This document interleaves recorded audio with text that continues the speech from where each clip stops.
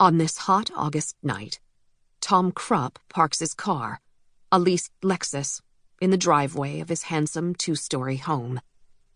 The house, complete with a two-car garage, is set behind a generous lawn and framed with beautiful old trees. To the right of the driveway, a flagstone path crosses in front of the porch, with steps leading up to a solid wooden door in the middle of the house. To the right of the front door is a large picture window the width of the living room. The house sits on a gently curving street that ends in a cul-de-sac.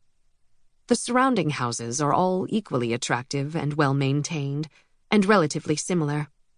People who live here are successful and settled. Everyone's a little bit smug.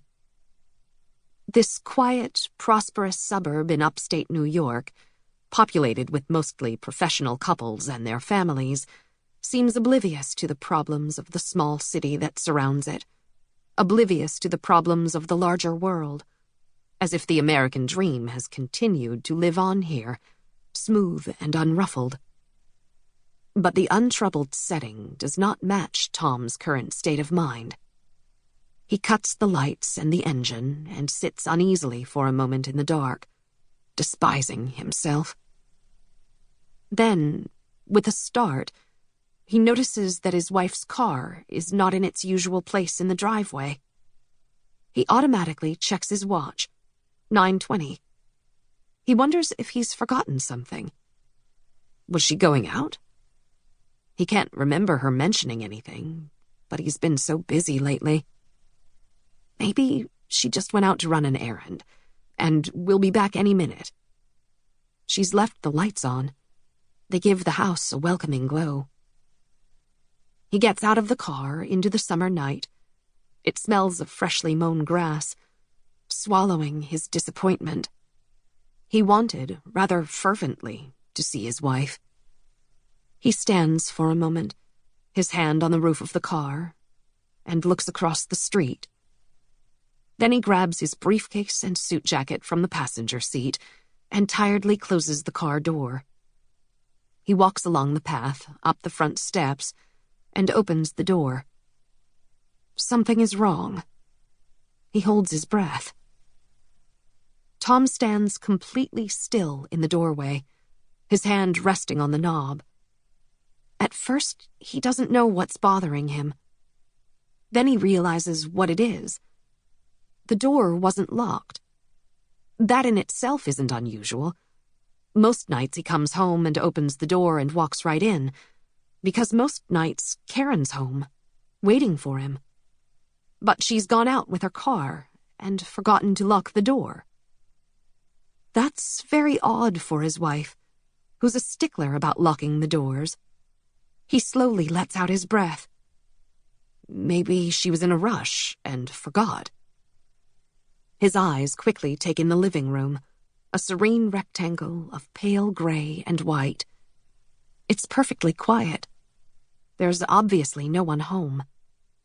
She left the lights on, so she must not have gone out for long. Maybe she went to get some milk. There will probably be a note for him. He tosses his keys onto the small table by the front door and heads straight for the kitchen at the back of the house. He's starving. He wonders if she's already eaten, or whether she's been waiting for him. It's obvious that she's been preparing their supper. A salad is almost finished. She has stopped slicing mid-tomato.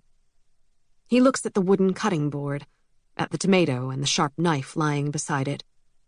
There's pasta on the granite counter, ready to be cooked, a large pot of water on the stainless steel gas stove. The stove is off and the water in the pot is cold.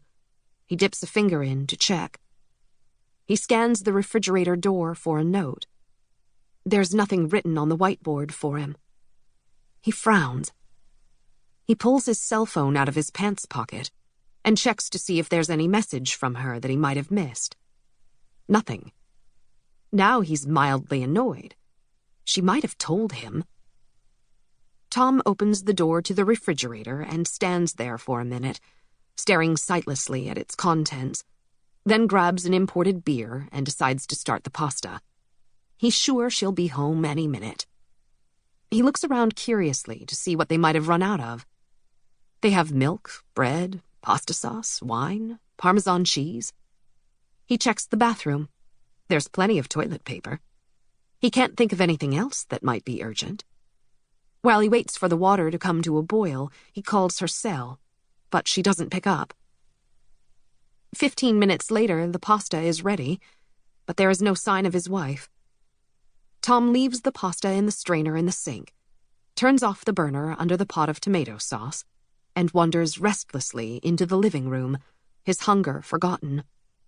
He looks out the large picture window across the lawn to the street beyond. Where the hell is she?